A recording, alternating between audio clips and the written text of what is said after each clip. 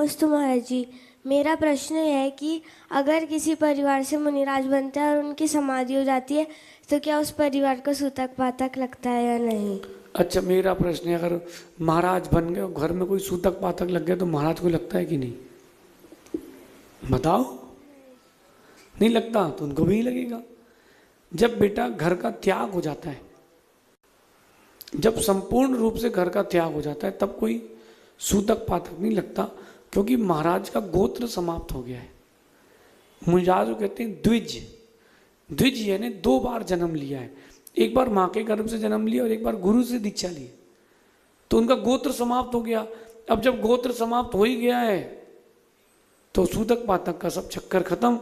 ना महाराज को लगेगी जाने पर उनकी, ना उनके जाने पर महाराज को। ऐसा समझ, तुम महाराज बन जाओगे ना तो पापा को सूतक पातक नहीं लगेगी, चिंता नहीं करना। अंतिम जिज्ञासा के लिए तैयार रहेंगे अंकुर जैन। मंच पर विराजित मुनिराजों के चरणों में बारंबार नमोस्तु नमोस्तु नमोस्तु भगवान। क्षुल्लक जी के चरणों में इच्छामि।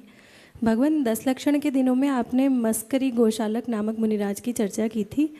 तो भगवान, वो ऐसा धर्म चला करके गए हैं जिसमें हिंसा पाप ज़्यादा होता है, तो वो जो जीव हिंसा कर रहे हैं क्या उनका छठा भाग उनके खाते में जाएगा? तो वो कब तक, जिसमें हिंसा पाप ज़्यादा होता है, तो वो जो जीव हिंसा कर रहे हैं क्या उनका छठा भाग उनके खाते में जाएगा? तो वो कब तक इस संसार में भटकेंगे?